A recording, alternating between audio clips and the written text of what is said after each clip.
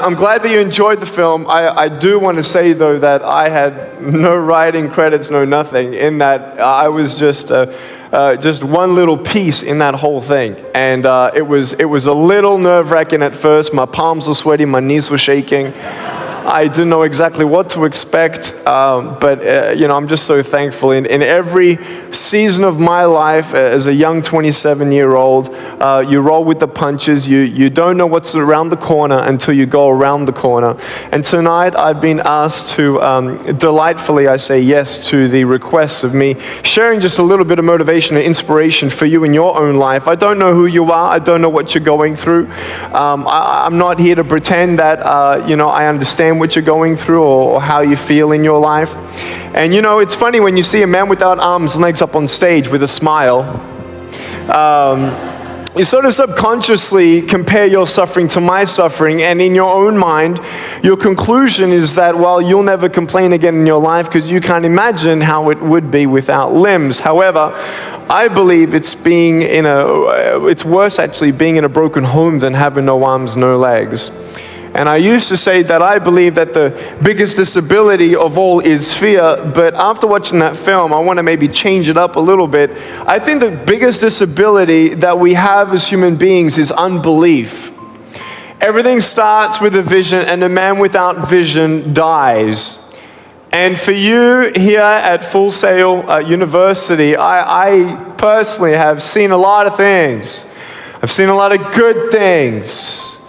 I've traveled 35 countries. I've spoken to 5 presidents and 4 congresses, and 750 million people around the world know about my story.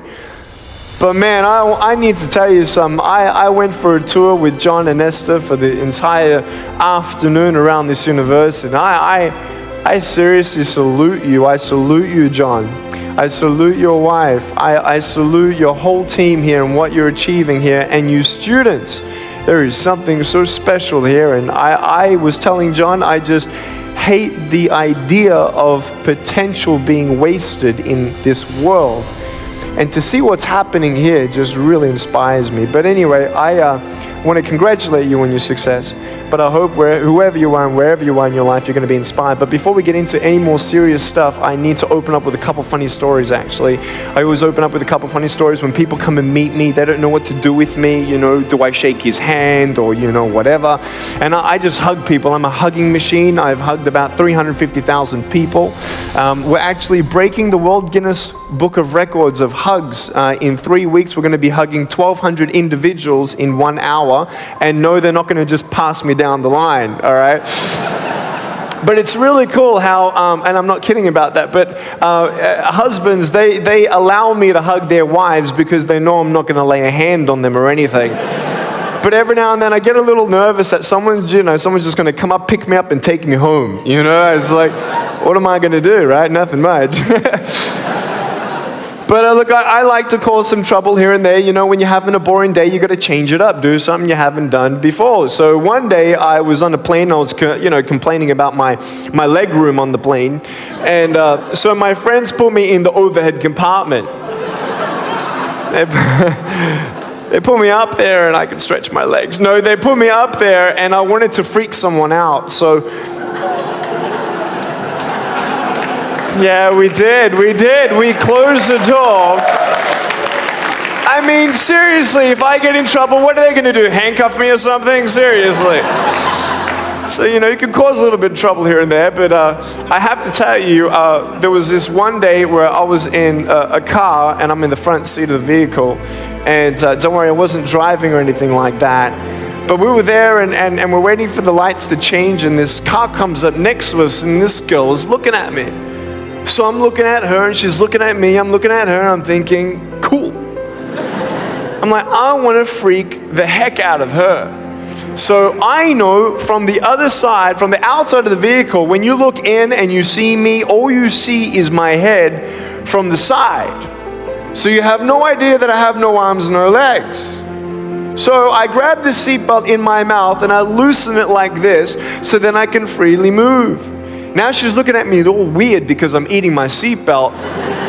But with that undivided attention, knowing all she sees is my head, just imagine that's all you see, I just did this.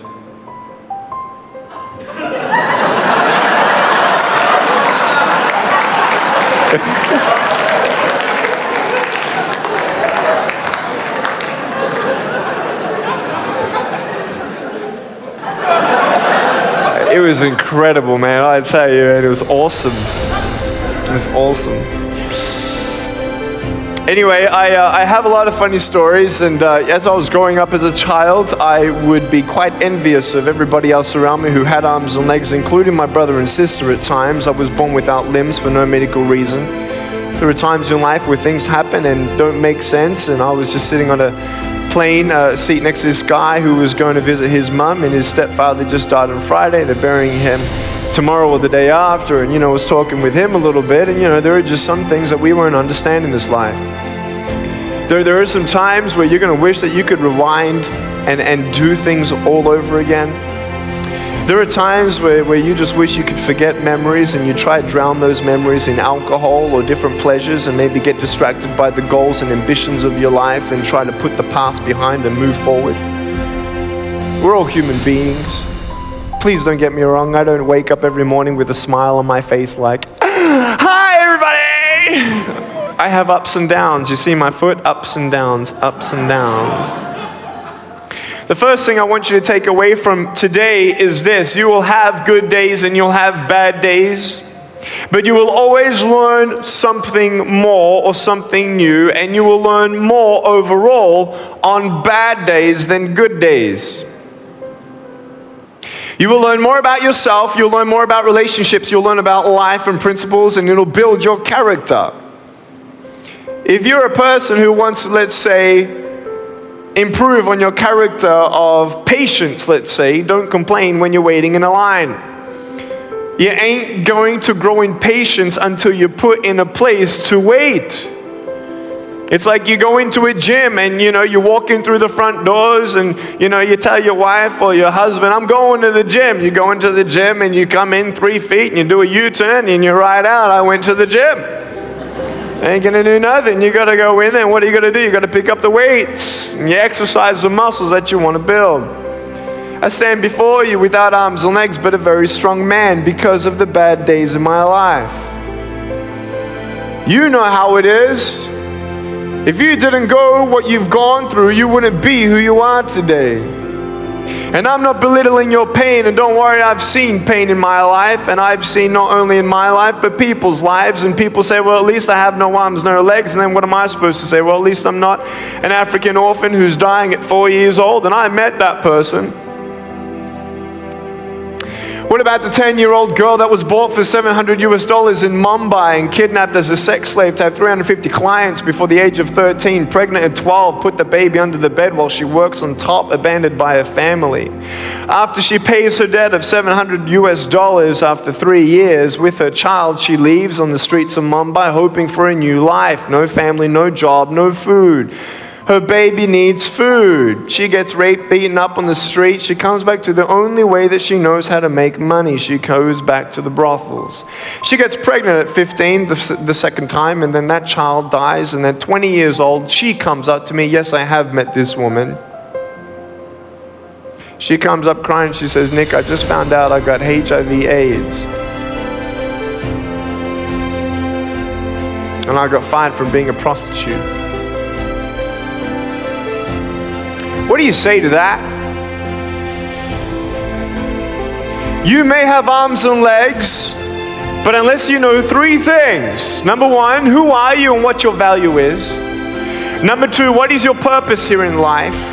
And number 3, what is your destiny when you're done here? If you don't know the answers of any of those 3 questions, you're more disabled than I. I love all people. I just want to make that the foundation. Love, love, love, love, love, love, love. So,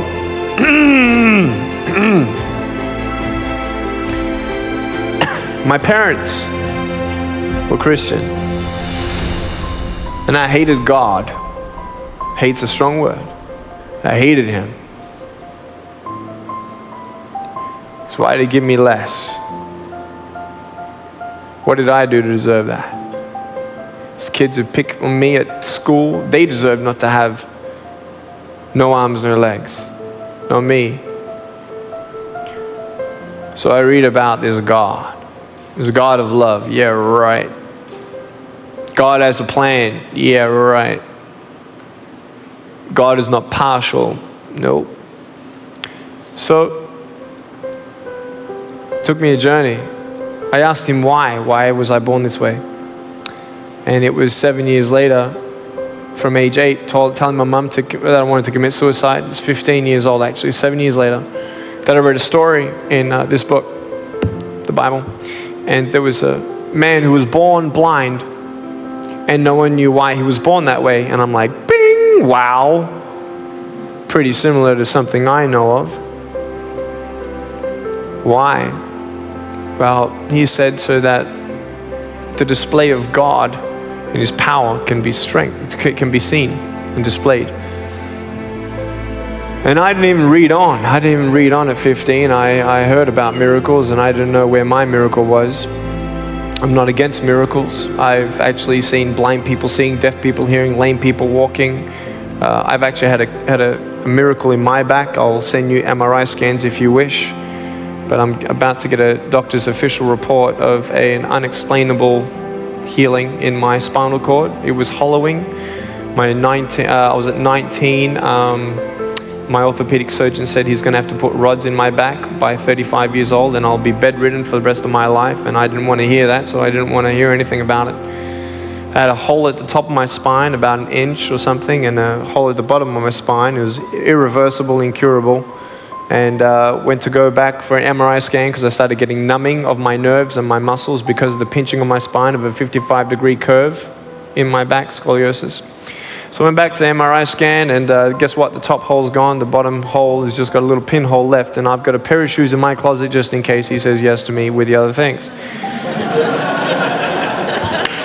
And I'm not joking. Now, what happened was at 15, I said, you know what? If you had a plan for the blind man, then you got a plan for me. Where that means you give me arms and legs or not. I trust you. Because you saved me from something else. Much worse than having no arms, no legs, and that's the belief that Jesus did die for my sins, then I don't have to die for mine. I will plead guilty of having other idols before me, misusing the Lord's name in vain, not keeping the Sabbath day holy, not honoring my parents, killing people. I'm a murderer by God's standard because I hate people. That's the Bible, what it says. So I've hated people. So I'm going to plead guilty to any one of those. So knowing now that I have been forgiven and I'm a work in progress, I'm not perfect, I'm a work in progress, but forgiven, and have eternity. I'd rather have 90 years with no arms, no legs than to see little Daniel with no arms, no legs here on earth and come to heaven with his new body and say, Nick, thank you for being my older brother on earth. If it's only for the one soul, I'm thankful. So that is the truth in the closure and fullness of who I am. Every girl is a princess. And I believe that God becomes like your father and you're his daughter. Daughter to a king is a princess. So you're royalty. You were made for royalty. You are wearing a dress. You may just be in the wrong castle. Your value, your purpose, your destiny. Your purpose is to love and love. Destiny, that's for me. So that's my story with that. And everything else is more in full in my book coming out on the 26th of October. So I encourage you to get that too. Right, Wes? It's going to be very good. And we're excited. But I want to thank you for the question. I want to thank you for your respect. I want to thank you, though, most of all, for your love. I feel it. I thank you for it. And it's just been wonderful here. I've personally been inspired. I've personally been blessed. So thank you, guys. And if you want to know more, just Google Nick Vujicic and you'll find me. Love you guys. You're the man.